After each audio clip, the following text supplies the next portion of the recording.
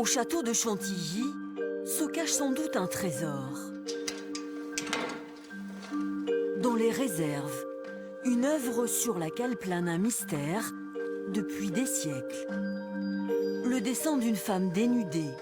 Regardez bien ses mains, ses yeux et surtout son sourire. Il vous rappelle sûrement quelqu'un. La ressemblance est frappante, à tel point que l'on a surnommé ce dessin la Joconde dénudée. Mais s'agit-il vraiment d'une œuvre de Léonard de Vinci? Premier indice, ce n'est pas un dessin banal.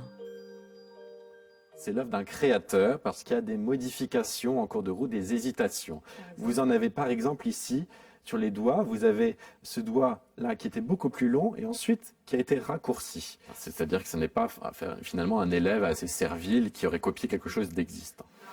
À ce stade, impossible de certifier que c'est bien le maître italien qui a dessiné cette Joconde-là.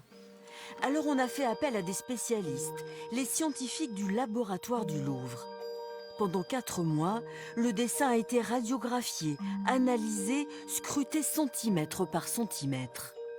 Résultat, le papier correspond bien à celui qu'utilisait Léonard de Vinci dans ses ateliers italiens. Les experts ont fait une découverte plus troublante encore. On a trouvé des traits de gaucher un peu partout. Vous en avez dans la joue, vous en avez dans les bras, sur la poitrine, etc. Des hachures de gaucher. Évidemment, on sait que Léonard de Vinci était gaucher.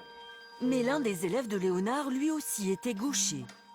Cette Joconde garde encore une petite part de secret, aussi énigmatique que son sourire.